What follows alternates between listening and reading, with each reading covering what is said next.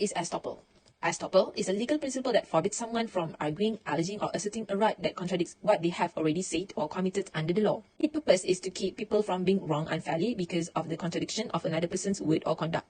The basic idea behind an estoppel is that if a person causes another to act on the basis of a certain fact and condition, he is barred from retracting the words or conduct that caused the other to act on that basis. In other words, he cannot dispute the reality of that particular fact. Estoppel is derived from the phrase allegens contraria non est audendus, which states that someone claiming conflicting facts should not be heard. This is just common sense and common justice, as breaking the rule will result in an unjust consequence for the innocent party. Estoppel is recognized as an evidence rule. Next, what is detriment in equitable estoppel? So, in the case of Grant and Great Boulder Proprietary Gold Mines Limited, Dixon judge took punctilious care to emphasize that in equitable estoppel, the detriment to the party asserting the estoppel is not to be measured by the monetary value of the party's induced act or induced abstention, but rather by the loss which the party would suffer if he estopped party, which is the inducing party, were permitted to abandon the assumption which he had induced, because the induced act or abstention does not form any portion of the benefit promised to the induced party. So, the monetary value of the induced act or abstention cannot be used to calculate the induced party's harm. The disadvantage to the induced party is the inducing party's failure to provide the benefit promised. And its disadvantage at the equitable estoppel is intended to prevent. Estoppel is classified into three types, which are estoppel by representation, promissory estoppel, and proprietary estoppel. The first is based on the common law, while the second and the third are based on equity. So this type of estoppel has existed under common law and is now applicable as a rule of evidence under Section 115 of the Evidence Act 1950.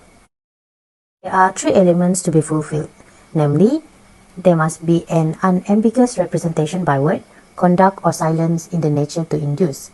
Secondly, the representation must be of an existing fact, and lastly, there was reliance on the representation. For further illustration, in the case of Robertson, an officer claimed a pension relying on a statement by the War Office that his disability had been accepted as due to military service. Based on this, he did not therefore seek independent medical opinion. Later, the Minister of Pensions decided that the appellant's disability was not due to war service, and this was affirmed by the Pensions Appeal Tribunal. It was held in this case that the Minister of Pensions could not go back against the statement previously made. He was stopped from denying that the appellant qualified. Further explanation of detriment estoppel by representation discussed in the case of link force. The detriment of estoppel by representation, in this case, link force had to prove a statement of truth, reliance, and damage to establish estoppel by representation. The guarantee had to be explicit and unambiguous due to the serious repercussions of establishing an estoppel by representation. Link force had to show that Kajima made a clear and unequivocal guarantee in the email that it would not insist that PCs be served on the last day of the month to prove estoppel by representation. No clear side harm link force assertion that there was an agreement to modify the subcontract. A contract amendment required an offer, acceptance, and payment. The court didn't think Kajima's ambiguous email showed that he wished to amend the subcontract or made a clear guarantee to do so. This was because the court found no representation that caused estoppel. Whatever they did, link force could not accept it without an offer. What is meant by promissory estoppel?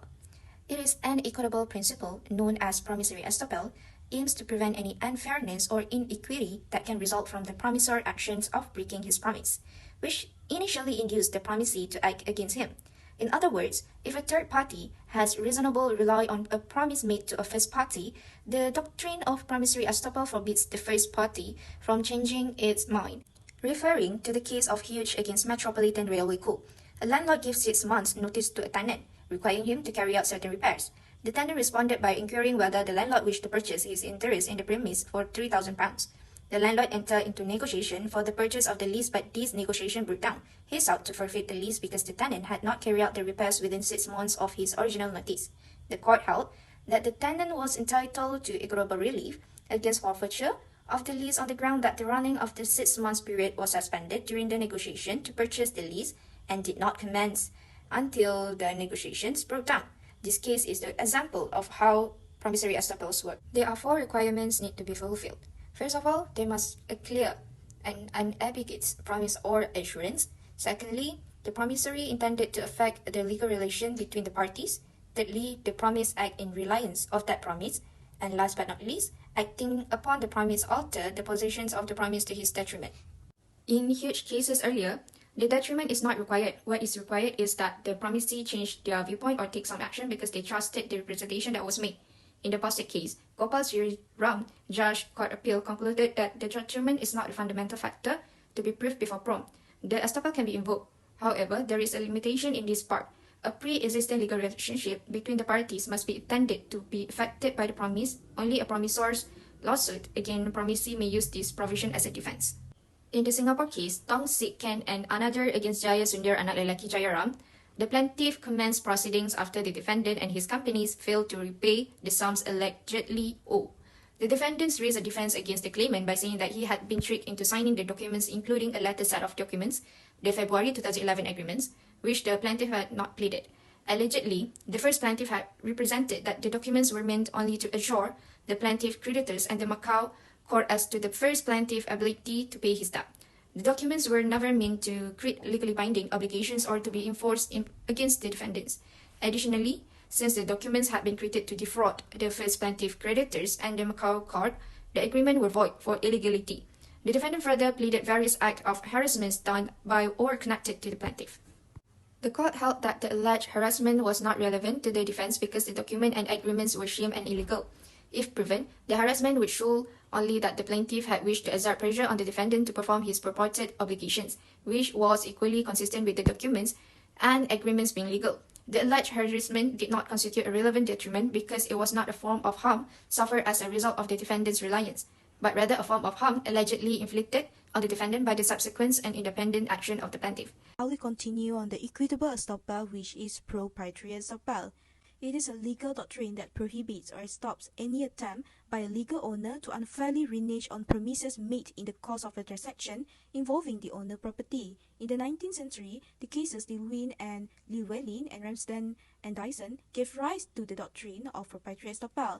It occurs when a landowner requests or even permits a third party to expend money on his land with the expectation that he would be permitted to remain there. In Wilmot and Babel, it specified four main components that had to be proven before the court could prevent a defendant from asserting his legal right over property. The components are: the claimant must have acted in the belief that they either own or would obtain sufficient interest in the property to justify the expenditure, known as expectation. Second, there must have been some encouragement made by the landlord affecting the claimant belief. Then, the claimant must have incurred expenditure or has acted on his detriment. Fourth, it must not contravene any existing statute pertaining to land dealings. Next, we will be discussing further on the third requirement, which is on detriment. What is meant by detriment in this doctrine? That the claimant must have suffered a detriment because they relied on the promise. A detriment can come in various forms, but typically the detriment is financial. In most of the cases, it is the expenditure of money on the land which tends to be the detriment. For example, there are improvement or repair to the property. Detriment could also mean that the claimant was giving up from getting a better paying job somewhere else or in different field. Singapore case, Loh Heng Leong Andy and Loh Kian Beng Lawrence, administrator of the estate of Tan Ah Kang, deceased 2018. This is an appeal against the decision of the High Court judge to allow an appeal by the appellant against the decision of the assistant registrar to, among other things, award the appellant equitable compensation in the sum of $84,000. In this case, the appellant had, since he was born in 1984, lived in a 5-room housing development board flat in Hougang. In July 2009, the respondent, who was in charge of his grandmother's estate, the deceased, kicked him out. According to the appellant, the deceased told him many times before she died in front of his family that the flat would not be sold if she died and that he could stay there as long as he wanted. The appellant in this case claimed to have suffered from the following detriment. First one, the appellant put in time and effort to take care of the aunt and the deceased. He also paid for all of the household expenses. Second, the appellant didn't find regular full-time work and quit his job as a financial consultant with Manulife Singapore to care for the deceased. And the appellant said that while taking care of the deceased who had tuberculosis, he had to go through mental anguish because he was afraid of getting tuberculosis to himself. In quantifying the detriment suffered by the appellant, the court takes into account the feasible state of the evidence adduced in respect of the medical and household expenses that the appellant claimed to have borne on behalf of the deceased. The court considered on the appellant known financial detriment from living in constant fear of catching tuberculosis and sacrificing his social life to care for his grandmother. All things considered, the appellant's disadvantage must be greater than the judge assessment. It was held that an award of equitable compensation in the amount of $140,000 would be the best way to make sure that the appellant's expectations are in line with the detriment that he has suffered. To conclude, detriment in doctrine of proprietary estoppel is not only on financial, as demonstrated by the Singapore case, it can be seen that non-financial detriment is also taken into account. Conclusion: as both a rule of evidence and a topic of substantive law, the notion of equitable estoppel is gaining popularity in Malaysia. Also, it seems that there is no dispute that the object of equitable estoppel is to avoid detriment to the induced party. What is in the dispute is the definition of that. So, it is suggested that in order to avoid conceptual anomalies, detriment in equitable estoppel should be understood in the sense of the real detriment, which is identified by Dixon Judge in Grant case. Thank you for listening, and that's all from us. Bye.